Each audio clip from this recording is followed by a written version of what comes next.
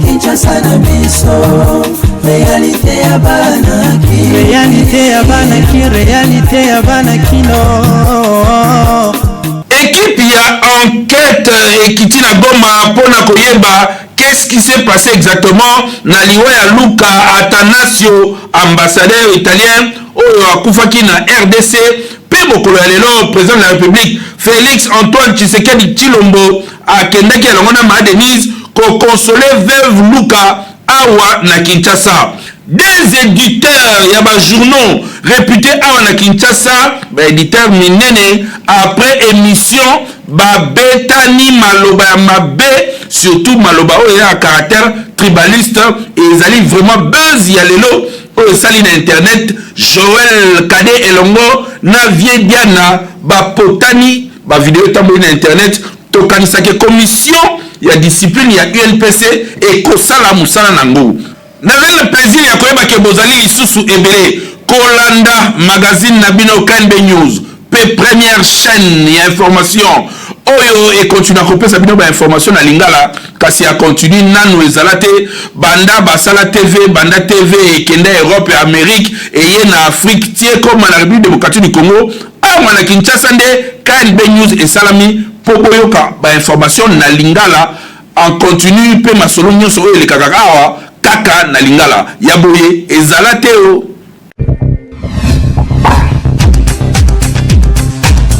Couple présidentiel Félix Antoine Tshisekedi Tshilombo elongo na Mama Denise Nyakero bazalaki bongo bokolo lelo na résidence officielle ya ambassadeur ya Italie esika nini veuve Attanasio Luka azali bakendaki ko consoler famille bolanda reportage ya Naomi Mpila.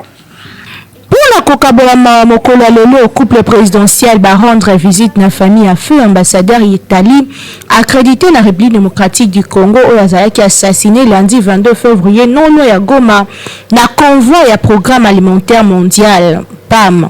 Félix Tshisekedi Tshilombo, chef de l'État, accompagné la première dame Denise Nyakero, s'est déplacé qui personnellement pour consoler famille à Luka Attanasio, ambassadeur italien au Azalaki, assassiné Lobi Eleki. Présence na bango ezali reconforme nene pour la famille na bazomi na Kinshasa, pe communauté italienne mobimba. To noter que kaka mardi à lelo président Félix Tshisekedi atindi une partie à cabinet na ye na Goma kuna na Nord Kivu pona kolandela évolution enquête o asengaki ba fongola uta lobby pona ko identifier ba acteur ya crime oyo. Nangambo mosusu président atindi délégué na ye na Rome na message ya ko transmettre na homologue na ye italien. To noter que ambassadeur italien accrédité na République démocratique du Congo Luka Attanasio azalaki assassiné lundi 22 février na matinée lolo ya Goma ye chauffeur na ye na garde corps o bazalaki bongo na convoi ya programme alimentaire mondial. Sango oyo pesi mawa pe batu nyonso batelemi pona koloba non na insécurité ya est na République démocratique du Congo. Kinshasa et l'équipe partout. Après l'iwa ya ambassadeur ya Italie, président de la République Félix Antoine Tshisekedi Tshilombo atindi mama na délégation kuna na Goma pona koyeba nani asali nini kuna pe ba disposition nini bakozwa pona makambo bongo se répéter te bolanda reportage à Nathan Siata. Suite na assassinat ya ambassadeur italien Luka Attanasio, président de la République chef de l'État Félix Antoine Tshisekedi Tshilombo azali na pasi na motema suite na assassinat ya diplomate italien oyo Luka Attanasio. Azali ko condamné avec la plus grande fermeté ndenge attaque terroriste oyo et visa qui convoi ya ambassadeur oyo abandaki ko se trouver na kati ya véhicule ya programme alimentaire mondial. Garant de la nation à instruire na ba service compétente pona ko lukwa lumière na crime oyo odieux et uti ko salema pe salema na ba délai moko ya mukuse mais lisusu ba auteur ya likambo oyo bazala identifier pe bazala traduit en justice.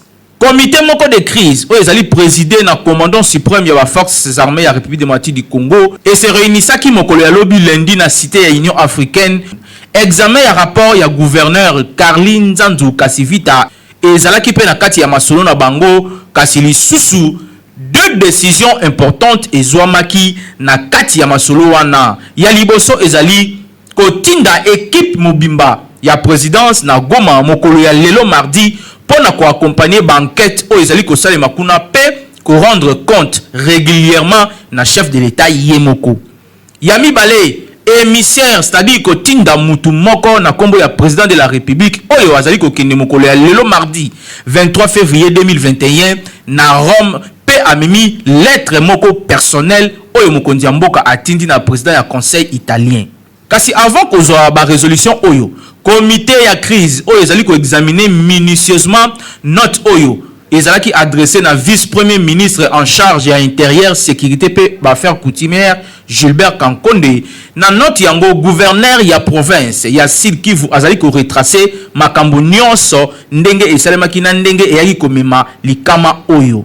Alobi ke to apprenaki ke monsieur l'ambassadeur akomaki na Goma mokolo ya vendredi 19 février 2021 na 10h30. Azalaki na kati ya jet ya Monisco oyo ezali immatriculé 5Y/SIM. Pe na 9h27 ya lundi 22 février 2021 de convoi oyo na deux véhicules ya programme alimentaire mondial PAM et longwaki Goma po na commune ya Kiwanja na territoire ya Rutshuru na kati na yango garde du corps ya ambassadeur azalaki pe ba chauffeur mibale. Excellence, monsieur l'ambassadeur ya Italie na République démocratique du Congo na ba agent mususu ya PAM. Na 10h15, convoi oyo ekoyaki na embuscade à plus ou moins 15 km ya Goma, pe 3 km avant commune rurale ya Kibumba. Plus précisément na Kanyamaoro, ezalaki na route nationale numéro 2 na territoire ya Niragongo. Basaya oyo bazalaki au nombre de 6, pe bazalaki na minduki 5 ya ba marque AK-47 kasi lisusu na machette moko. Babeteki d'abord masasi pona ko bangisa bango après ba obligeaki ba occupant ya ba véhicule oyo ba kita. Après ba yaki ko mema bango na kati ya fin fond ya parc ya Virunga pe ba yaki ko boma chauffeur moko après nde ba yaki ko créer panique kati na bango. Alerté ba EcoGarde pe ba forces armées ya République démocratique du Congo oyo bazalaki présent na ba pembeni ya esika wana ba yaki ko kimambangu pona ko ya esika oyo likambo esalemaki. À 500 mètres, ba ravisseur ba yaki ko tirer à bout portant na nzoto ya garde du corps pe akufaki sur place. Ba yaki ko tirer ambassadeur pe masasi oyo azalaki blessé na abdomen. Après tango ba tie na véhicule pona ba memaye na hôpital nde ayaki ko kufa 1 heure du temps après kokoma na hôpital ya Monisco oyo ezali na Goma. Kasi pona ba groupe armé oyo ba evwaka déjà kuna na partie est ya République démocratique du Congo. Mutu na mutu akomi ko tirer dra côté na epona koloba emba di bango yanga na te ndeti bandeko ya FDLR déjà basalaki communiquer lobby pona koloba ke bango na likambo wana bazali te tokanisa ke banquette o ezali ko salema e ko pesa ba résultat malonga kasi côté pe ya population e kamusi bango kaka po ba congolais bakufaka tous les jours na partie est ya République démocratique du Congo. Communauté internationale baba bakonzi ya mboka na biso pongi ya ba bébé kasi ambassadeur moko ka kufi yoka ba message ya ba condoléances pe ba agitation et bandit de partout. Tokanisa ke congolais moko pe akokufa lelo même motivation to mona ngona bakonzi na biso pona koluka sécurité ya solo ekota na partie est ya République démocratique du Congo. Kinshasa et l'équipe partout.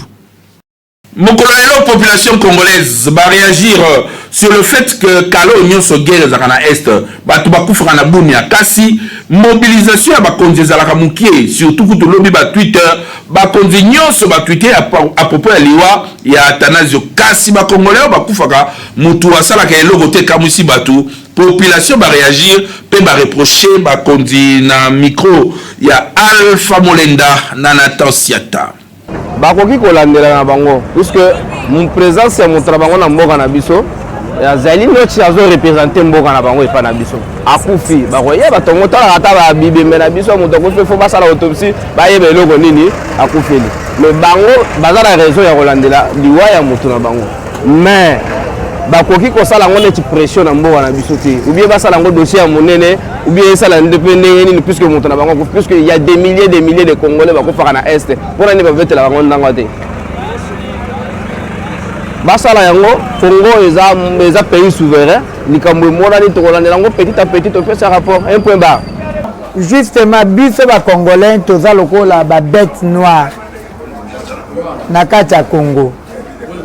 Donc mutu nyonso to olinga asaka na congolais, mais mutu moko ya mukie ata angolais moko so akufi ekosala soulèvement po bayebi que non, Congo est un pays faible, mais nous ne sommes pas faibles. Yé akufi aza mutu oyo bakufa kuna ina fait toleki to battre record ya guerre mondiale na RDC na oyo bakufi siko biso toza batu te kaka mutu moko ala nde mutu aza mutu koleka batu nyonso to ngai pasi po tout d'abord mboka ezotambola malamu te makambo nyonso tout rien ne marche bandeko na biso bazokufa kuna na beni butu moi mindele balobelaka yango te mais soki oyo bango akufi ale mboka mobimba ba communauté internationale ba se soulever bo batala nano pe bandeko na biso oyo baza kokufa kuna di jour na Beni na Goma bango batalela yango te mais oyo bango batelemi ça fait qu'il y a un problème toza toujours na sous colonisation ya mindele ya ba occidentaux. Alors ce total bien ba mindele ba sara na biso ba noir trop po ya za ambassadeur na kata capitale. Bon, comment que se trouve qu'on a est kuna déplacement même ministre de l'Habitation intérieure a eu déplacement à Salakité. Bon, le coup a coûté un embuscade kuna. Alors bon, soit parce qu'on embuscade causé na nini pour a coûté un embuscade. Mais tandis que kuna est bazo kufa chaque jour. Tout le monde a été bango wana ba tellement ba décailler que non comment non ba kufa kuna na kati ya est kuna. Alors biso ba Congolais tout cas tous contre. Batika ba distraction mais même ba distraction wana. Non, il y a des choses. Il y a un ambassadeur italien, donc il a représenté l'État Mobimba. C'est différent. Na bande qu'on a besoin de Congolais. Biso ba Congolais, biso des photos téléma. Pour bande qu'on a besoin de faire na kata est. Biso des photos de gouvernement sur téléma, téléma makasi. Pour la nini, toujours mettre au cinéma na est chaque fois. Depuis gouvernement Kabila, il est là comme il a Fachi. Alors Fachi beton c'est l'effort, asilita insécurité na kati ya na est kuna. Et si les partis chers ya Martin Fayulu balobi bako continuer ko manifester sur ba propos ya ambassadeur ya Rwanda Denge Akrichaki bongo président na bango Bolanda bongo madame Albertine Biba chargée ya mobilisation ya SID azali bongo na micro ya Miti Mafuta na Naomi Mpila. Sima ya sitting na bango ezalaki réprimé vendredi 19 février dernier, bandeko ya lisanga la muka ba regretter réaction ya la police oyo ezali censé ko batela pe ko encadrer manifestation kasi curieusement ba se livra ki na ba acte ya violence, torture pe violation des droits de l'homme. Selon madame Albertine moko ya ba cadre ya SID parti cher ya Martin Fayulu, ba acte ya la police nationale congolaise ekotika la impuni soki moki ete. Pe bango bakoko bakosa la pression na l'autorité en place ti tango ambassadeur rwandais Vincent Karega akoza la renvoyer na mboka na ye. Biso toza la mboka na biso, quel que soit les problèmes avec mokonzi o aza na mboka Félix Tshisekedi, même si Fayulu alobi mabe pona ye eza entre bana mboka, eza entre bana libota etali Rwanda te. Ba Rwandais baza awa pona makambu oyo etali ye ya diplomatie. Toboyi te que Rwanda eza na représentation nango awa, mais ba changer mutu. Et ça qui biso passe comment enquête police nationale congolaise o azali censé ko sécuriser population ya mboka. O azali censé ko encadrer ba manifestation ya bana ya mboka à réprimer bango de cette manière-là. Ezali regrettable. Dans un état démocratique, où ba institution est en place. Un état démocratique est supposé ba liberté ya ba citoyen. La police a telema liboso pour na ko réprimer batu oyo bazo réclamer droit na bango ezali légitime. Ezali pasi mingi pona mboka na biso. Toyebi ete mibeko ya mboka ezali kosenga biso kopesa information. Constitution esengi biso soki toza na manifestation to informer ba autorité ya ville pour ba encadrer manifestation wana. Autorité ya ville aza na devoir ya ko encadrer population tango bazo sala ba revendication na bango. Aza na droit ya ko boya to ya ko ondimate. Ye azali teni informé. Et ba marche wana sitting wana ezalaki na respect ya ba geste barrière. Tozwa ki ba mesure nyonso. Bomona ki ete tango bango bakendeki na sitting basalaki bakaste basalaki mobulute babandaki koyemba ke ambassadeur azonga tolingi ye te awana mboka na biso esuki kaka wana te parce que même ye moko gouverneur na réponse na ye alobaki na biso ete ba autorité nationale bakozwa ba mesure pona matali ambassadeur wana tozozela ba mesure na bango tozozela ba décision na bango so tomoni ete bazwi décision oyo ezali adéquate oyo sepelisi biso te toko continuer ba action et mbala sima toko kende jusque na ministère ya affaires étrangères na kosenga na ministre ya affaires étrangères et que toza na posa komona ambassadeur wana karega awate voilà toko continuer toko tikate toko continuer ko revendiquer ba droit na biso parce que ça légitime. Tout rappeler que Nyonso Ebandaki na conférence de presse et ancien candidat na présidentielle en décembre 2018 Martin Fayulu Madidi a affirmé que la République du Rwanda ezali na influence au pouvoir ya Kinshasa. Alors ba ezali qui rejeté totalement l'ambassadeur rwandais accrédité na RDC na tournaye a répliqué qui na maloba kolobako bango bazalaka ta na colonie moko te na mokili mobimba soki na mutu ya Martin Fayulu te. Divergence ya ba propos onde sala que ba jeni ya lamuka ba kene ko sala sitting na ambassade ya Rwanda mikolo l'équipe on a ko senga départ ya ambassadeur rwandais bras de fer entre opposition diplomatie rwandaise na pouvoir en place dossier yo ezali à suivre Kinshasa et l'équipe partout. 1800 commando GR bakiti na Grand Katanga pour renforcer sécurité na coin wana ya République sur recommandation ya yemoko mokonzi ya mboka bolanda ba détail na reportage ya Nathan Siata. Bakomaki mokolo ya samedi 20 février oyo uti koleka ezali bongo régiment organique ya bakomando ya garde républicaine bautaki Kinshasa après formation na bango. Unité ya bakomando oyo eye en appui na ba unité mususu oyo ezala déjà awa na ville ya Lubumbashi pour na ba opération nyonso oyo ekoya ezali sur instruction ya président de la République Félix Antoine Tshisekedi Tshilombo oyo aza commandant suprême commandant des gardes républicaines nde accompagné qui régiment organique oyo eza composé na 1800 militaires oyo baye awa na Lubumbashi na programme ya ba exercice ya unité oyo marche d'endurance moko ezalaki organisé dimanche oyo na Tongo Kobanda na aéroport ya Luano ti na résidence ya chef de l'état sur boulevard Kamanyola. Mulongo oyo nyonso ya ba soldat bozali komona batambolaki na boulevard en Syrie, avenue de la Révolution, avenue Biaï, avenue Kasavubu, avenue Kimbangu, avenue Kabalo, pe bayaki kochite ti awa na résidence présidentielle sur boulevard Kamanyola. Selon commandant de garde général-major Chiwewe Songe Sacristian, unité ya ba commando oyo eza na Lubumbashi na volonté ya président de la République Félix Antoine Tshisekedi Tshilombo. Na souci ya kozongisa kimia na ville pe pembeni na yango, commandant suprême Félix Antoine Tshisekedi Tshilombo apesaki aval na ye partout esika ba jeune drogué oyo basalaka babuzoba bazali oyo bako mekali susu ko sala ba attaque ya pambala unité oyo nde ekokita pona kozongisa kimia quel que soit esika bakozala na yango garde républicaine esengi na population louchoise coopération moko ya kitoko pona ko dénonçaka ba incivique nyonso esika nyonso oyo bakoyi ko bombana. Kinshasa et l'équipe partout. Kinshasa et l'équipe partout.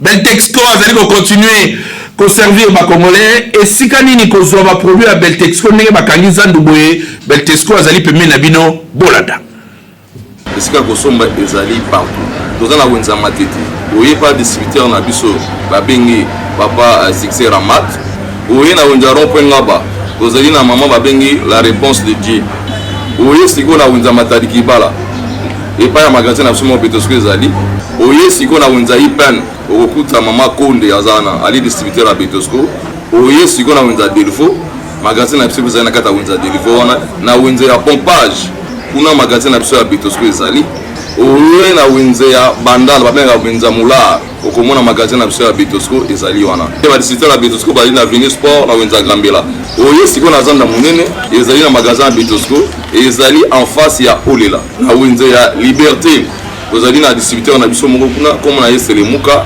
ezali côté na mabata ya Ndunda. En tout cas Betosco vraiment mosungi ya mboka moko te na terrain Kinshasa et l'équipe partout.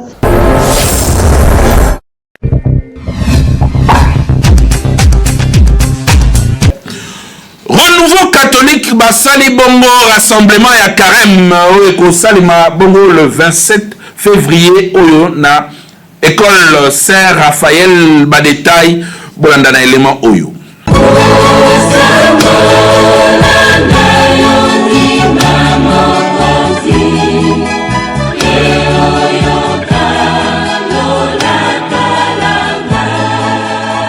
Avec la bénédiction de son éminence, le cardinal Fridolin Ambongo Besungu, archevêque métropolitain de Kinshasa, le renouveau charismatique catholique et ezali organisé maman rassemblement à carême oyo ezali na thème le chrétien et le combat de la foi 1 Timothée 6 verset 12 et Matthieu 7 verset 1 à 11 et kosala mabongo na collège Saint Raphaël limité mokolo ya le 27 février 2021 oyo à partir ya 13h boya ebele batata pe ba mama ya renouveau ya Kinshasa mobima kosambela na cadre ya rassemblement ya carême oyo ezali bongo organisé na renouveau charismatique catholique boyei bolamo.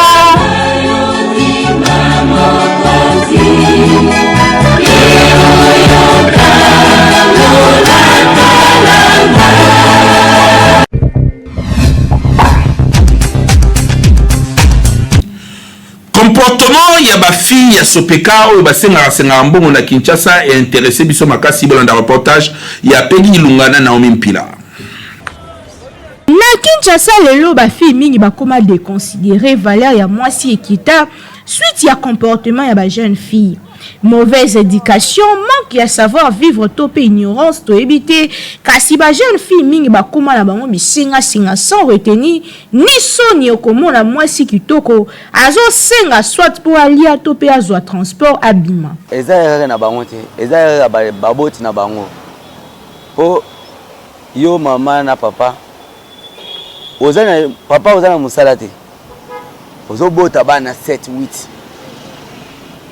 bana basi 4 bana mibali misato yango timoni tina bala kolonana eza manière ba parents na bango papa na ye mobota mwana mwasa sala te ajo senga mwana e bière mwana sala wapi ozo mwana olingi mwasi boy ngana lingi mwasi tantine ngana sepena to za mwasa mbatsa tsa ka lelo ta bolingani sima kokendo ngati ngakumena de ke ngana mwe biloko balamina ndako biso la like angote balamino balambi fumba ona Thompson sikona muto bongo bandaka nyonso avanga ne lingana yo bano le angote eza passe pendant mawa ezaka sale comportement ba gens le fait mikolo bangi ko sa msate ko tanga classe te bangi ga mobile pesanga boy eza bien te moi masipo ayeba ya couture ayeba ko tonga ayeba ko salama musala yateka amoni mobali pesanga ya wa babango nini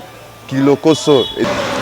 En tout cas eza vraiment mabe makasi parce que yo mwana mwasi trop de kosenga et la sa faiblesse na yo alors que mwana mobala ozana facilité au sala o mabe na sima kosenga surtout mwana mama to mona une belle fille asa nga 200 francs même ngamona mituni okosana ngo nini omona sona mbongo na pesi 1000 francs mais na kobene popa na bise d'habitude so mona nza kosenga nga mbongo na nzela te ezo diminuer na mwana mwasi ya mibale mobala ko zo pe facile po on te soki na ya 5 kaka tant on peut senga pe no sani na osenga akosenga yo nzoto parce que excès de senga azo gaspiller de l'argent azo pesa mbongo tout le temps okosenga 10 000 osenga 20 000 osenga 1000 francs tant on était petit prompte na so boto kuta que pas non fino pe moi lo ma base au mobo to pesi na loboko mobali tant to kosenga na loboko mwasi okosuka wapi.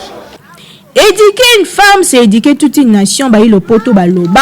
Moi, si yeba valeur na yo na kati ya société, po yo no pesa kabomo et po okoli sakabana. Loboko ezali ko pesa yo ezalaka toujours likolo na yo alors kosenga ekitisaka yo ndeko mwasi na place ya kosenga créer cop na yo un temps moi mikate nguba makala ta fufu liboso ya ndako eko valoriser yo muto yebi kosala misala ya maboko ti ata tableau liboso ya ndako kanga kata suki na yo na place ya kolekisa tangu na yo ba série to pe ya masolo ezanga tina jeune fille oyoki Kinshasa eleki partout. Deux journalistes, pas le moindre, éditeur, il y a un journal minéné à Kinshasa, Joël Kadé, monsieur Diana, Potani, après débat na plateau, c'est-à-dire Kopotana Bango, ça dit buzz lelo, na ba réseaux sociaux, fingani, le kolabala mikie, surtout, propos tribaliste, oyo, tu vas reprocher et que Mboka Nabiso, tous à la uni, Nenge, Badnegonyo, c'est ma tribu, c'est-à-dire mon Congo, mon Luba, mon Swahili, mon Ngala, Beto na Beto, et Sengele Zalabomo, Kasi, Bolanda ba image Oyo Pasi, Pemawa.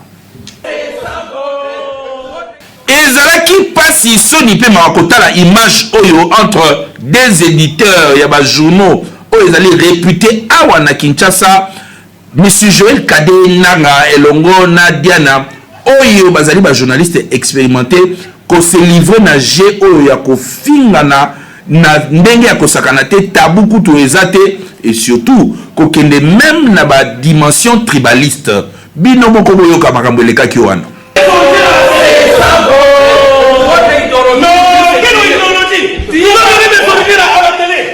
Tu es moi.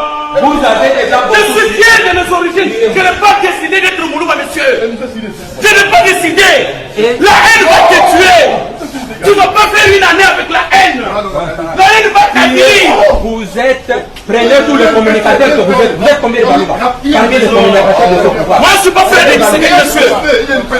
Moulouba, c'est frère d'Exéké. Non. C'est toi le Moulouba. Vous êtes Soba.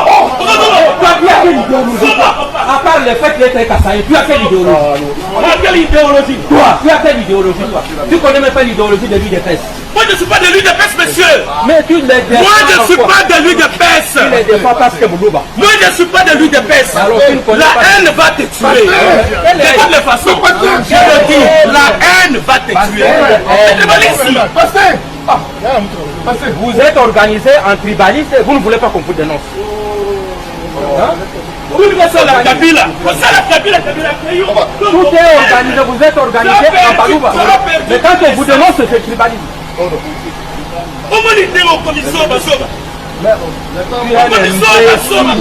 Tu es vraiment un imbécile. Bandeko, journaliste, vous avez un modèle de société et puis surtout en tant que chef d'entreprise et c'est la preuve ya maturité et à retenue. Makambo ya boye et sengeli sila surtout parti pris avec les journalistes surtout les sous dimension tribale oyo ezali ko gangrener pe ko bebisa société na biso mokolo ya lelo. Sengi na commission ya discipline ya UNPC bongo ko reparer et loko o liboso opinion pambate un journaliste c'est un monsieur conseil to kopesa na batikali tribalisme et kobema biso nulle part mboka o ezali na besoin ya kozala plus uni et puis développement et ko salema soki to simali loboko na loboko to kei biso nyonso liboso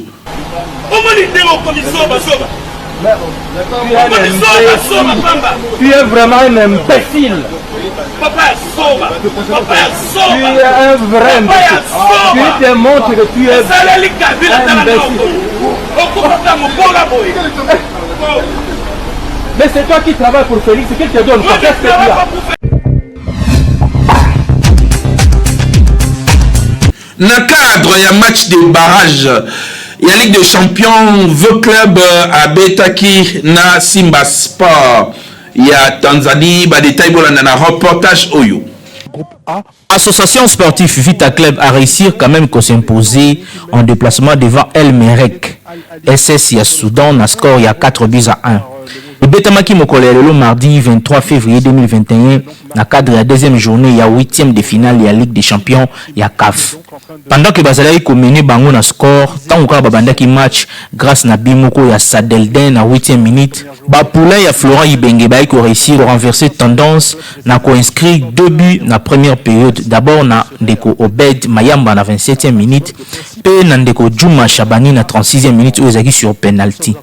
Na seconde mi-temps, V Club a poussé, pe ko marqué les sous 2 autres buts grâce na l'eau de frappe ya Amédée Massassi Chambre Salon na 64e minute, pe Obed Mayamba na 83e minute.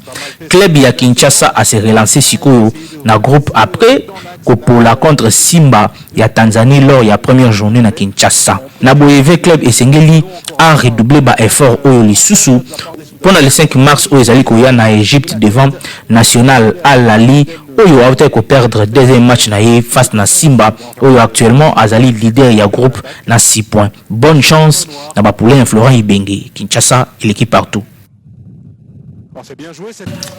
Merci pour la fidélité na bino na Kinshasa na biso KNB News. Première chaîne où vous allez continuer à couper bino ba information kasi en continu na nous alate à travers le monde entier bisonné to bandi makambo yango pe to continuer yango ti mokili eko sila na zalaki na plaisir ya représenter bino édition oyo na sima caméra oyo Hervé Zakande azalaki wana et puis na caméra o mususu oyo Miti Mafuta nde asali musala ndenge longo bani na ngambo ya régie Timothée Kaembe et puis nazalaki assister bongo na Naomi Pila nazali na esengo mingi ya koyeba que boza kolanda biso na Europe na États-Unis na Amérique mobimba na Afrique tout le baku tout na Kinshasa po ma solo eza déjà carré ndenge feedback ezako zongela biso mais pour ça nangeza ka moko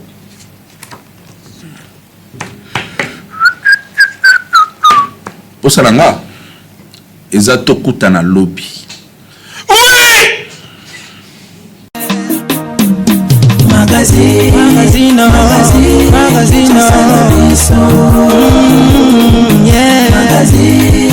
Magazine, Kinshasa na biso réalité ya banaki réalité ya banaki réalité ya banaki no